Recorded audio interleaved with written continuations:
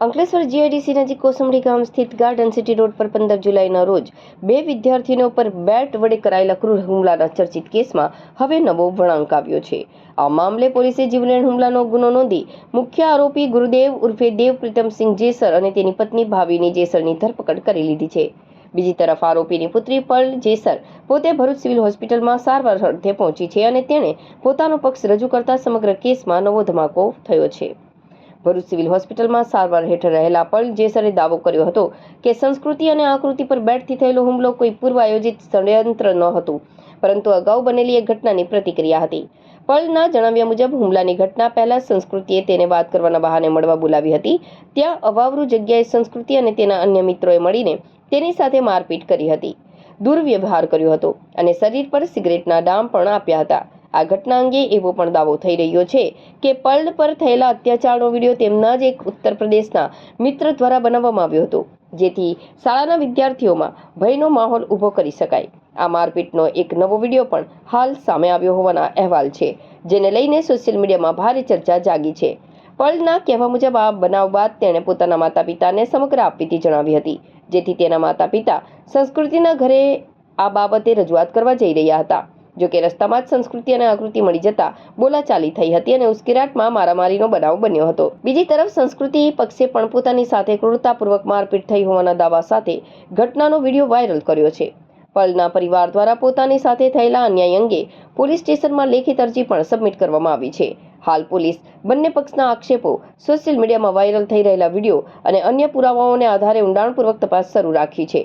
સત્તાવાર તપાસ પૂર્ણ થયા બાદ જ સમગ્ર ઘટના પાછળનું સાચું સત્ય બહાર આવશે। આ અહેવાલમાં દર્શાવાયેલી કેટલીક વિગતો પક્ષકારોના દાવા અને સોશિયલ મીડિયામાં વાયરલ અહેવાલો પર આધારિત છે। પોલીસ તપાસ અને કોર્ટ કાર્યવાહી બાદ જ આ અંગેનું આખરી સત્ય સ્પષ્ટ થશે। મારું નામ પર્લ છે।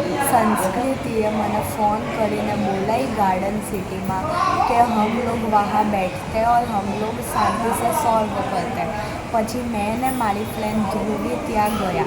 આના પહેલાં સંસ્કૃતિએ મારી મમ્મીને પણ ફોન કર્યો ને એવું કીધું કે આંટી પર્લ को भेजो हमको घूमना है। આ જૂઠું બોલ્યું ને મારી મમ્મીથી મને મોકલાઈ ત્યાં। મમ્મીએ કીધું ઠીક है मैं भेजती।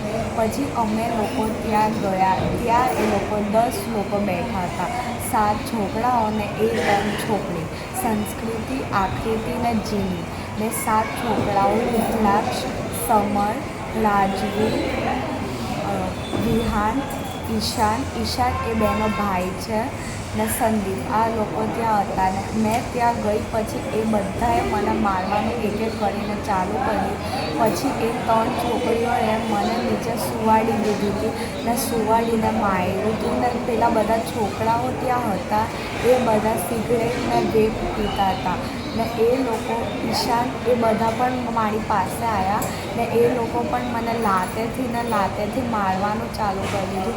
એક હાથ મારો કોઈ છોકરાએ પકડ્યો હતો, એક હાથ જીનીએ પકડ્યો હતો ને મારી ટી શર્ટ ઉપર કરીને એ લોકો મને મારતા હતા। પેલા છોકરાઓએ મને સિગરેટનો દામ આપ્યો હતો, આઈલર દામ ને મને અહીંયા કાનમાંથી લોહી કાઢી દીધું હતું। મારી બુદ્ધિ ખોવાઈ ગઈ હતી, મારા ચશ્મા એ લોકોએ તોડી નાખ્યા હતા ને બધા લોકો મને મારતા હતા ને ગાડીમાં રુદ્રાક્ષ બેઠો તો એ બેઠો વિડીયો ઉતારતો હતો ને બધા લોકો મારી પાસે આવ્યા ને મને લાતો મારતા હતા ને અડધા લોકો ત્યાં બેસીને સિગરેટ ને વેપ પીતા હતા ને પછી એટલું થયું। પછી મેં 2 દિવસ ઘરે ના કીધું કેમ કે મને બીક લાગતી હતી કે એ લોકો મને પાછા મારશે। પછી 3rd દિવસ મમ્મીએ આ બધા નિશાન જોયા, મમ્મીને ગુસ્સો આવ્યો। પછી મમ્મીએ પપ્પાને કીધું। પછી અમે લોકો એમના ઘરે જ જતા હતા બટ અમને લોકોને એ લોકો વચ્ચે રસ્તે મળી ગયા તો એ બે ગુસ્સામાં હતા। આ બધું જોઈને બધાને જ ગુસ્સો આવે, સિગરેટના દામને મને માર્યું હતું ને મને કાનમાંથી લોહી કાઢ્યું હતું તો મારા પેરેન્ટ્સને બહુ ગુસ્સો આવ્યો એટલે એ લોકોએ મારથી એમને મળાવ્યું ને એ લોકો આ છુપાવે છે જે મારા સાથે થયું છે। એ લોકો આને દબાવી દે છે, એ લોકો એમનું જ બતાવે છે કે અમે લોકો એને મારી, બટ રિયાલિટી તો પહેલાં આ છે કે એ લોકોએ મને મારી હતી ને છોકરાઓએ પણ મને મારી હતી। આ બધા લોકોએ પ્લાન કરીને મને મારી હતી ને ધોકો આપીને મને બોલવાડ્યું હતું, બટ રિયાલિટી આ છે। બટ બધાને એવું લાગે છે કે અમે જ એમને મારી